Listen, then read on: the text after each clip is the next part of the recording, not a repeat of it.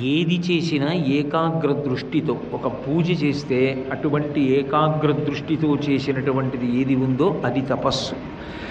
అలా తపస్సు చేయడం అనేటటువంటిది మహోత్కృష్టమైనటువంటి విషయం. దాని చేత సాధించలేని ఫలితం అన్నది ఉండదు. అందుకే సరస్వతీ నది కూడా తన మనసులో ఉన్నటువంటి అభీష్టాన్ని నెరవేర్చుకోవడానికి గొప్ప తపస్సు చేసింది. ఏమిటి ఆవిడ మనసులో ఉన్న కోరిక అంటే, గంగానది కన్నా కూడా తాను గొప్పదానిని కావాలి అని. గంగానది నదులన్నిటిలోకి పరమ పవిత్రమైనటువంటి నది. అందుకే ఆ గంగానది గురించి చెప్తూ శంకరాచార్యుల వారు ఒక అద్భుతమైనటువంటి మాట అంటారు. ఆదావాది పితామహస్య నియమ వ్యాపార పాత్రే జలై పశ్చాత్ పన్నగశాయినో భగవత పాదోదకం పావనం భూయశ్యం భుజటా విభూషణమణి చనుర్మహర్షూర్యం. గంగా పాతకనాశిని కన్యా భాగీరథీ పాతు మాం అంటారు.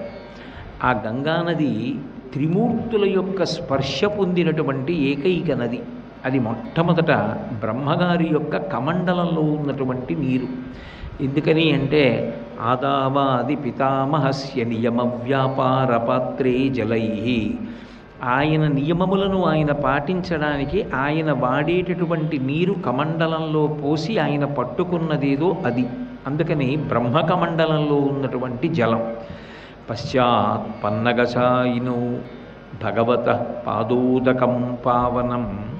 ఒకప్పుడు త్రివిక్రమావతారంగా వామనమూర్తి ఎదిగిపోతుంటే చతుర్ముఖ బ్రహ్మగారు సత్యలోకంలోంచి బయటికి వచ్చి ఆ పైకి వస్తున్నటువంటి త్రివిక్రముని యొక్క పాదాన్ని కడిగాడు. త్రివిక్రముడు సాక్షాత్ శ్రీ మహావిష్ణువు. ఆయన నాభికమలంలోంచే బ్రహ్మగారు పుట్టారు కాబట్టి, తండ్రి గారి పాదసేవనం కాబట్టి ఆ తండ్రి గారి కాళ్ళు కడిగారు. శ్రీమన్నారాయణుని యొక్క కాళ్ళు కడగబడిన జలమైంది.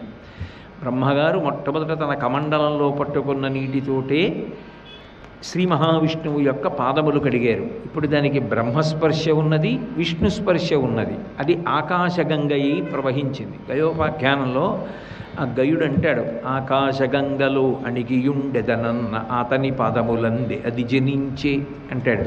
ఎక్కడ దాక్కుంటాను విష్ణువుకి తెలియకుండా.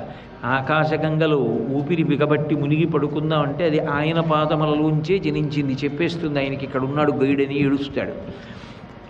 అలా శ్రీ మహావిష్ణువు యొక్క పాదములు కడగబడి ఆకాశగంగగా ప్రవహించింది. తర్వాత భూయశ్యం భుజట, ఆ పరమేశ్వరుడి యొక్క జటాజూటాన్ని విప్పి నిలబడ్డాడు ఆకాశగంగ పడుతున్నప్పుడు ధరించడానికి భగీరథుని యొక్క కోరిక మేరకి. రంగతుంగ తరంగ సంఘములతో రంజిల్లు ఘోషంబుతో బంగారంబగు పొంగుతో నురగతో పువ్వాట తుంపర్లతో భంగుల్ సల్పుచు జంగలించుతున్న భూభాగము నుండి జారన్ గంగమ్మను దాల్చితే శిరమునన్ రంజిల్లుతున్ శంకర అంటారు. ఆ పైనుంచి గంగా ప్రవాహం ఆకాశంలోంచి పడినప్పుడు పట్టగలిగిన వాడు ఆయన తప్ప వేరొకడు లేడు కాబట్టి ఆయనే ఆ ప్రవాహాన్ని పట్టాడు. పట్టినప్పుడు భవాంగపతితంతోయం పవిత్రమితి పస్పృశు అంటారు వాల్మీకి మహర్షి రామాయణం బాలకాండలో. శంకరుడి యొక్క శరీరానికి అంతటికీ తగిలి ప్రవహించింది. ఆ పడినప్పుడు ఆ జటాజూటాన్నంతటినీ విప్పి నించున్నాడు కాబట్టి ఆ తెల్లటి గంగాజలం ఆయన యొక్క జటాజూటం మించి జాలువారుతుంటే అది భూయశంభు జటా విభూషణమణి. సింభు జటాజూటమునందు ఒక మణి ఎలా ఉంటుందో అలా కనపడింది.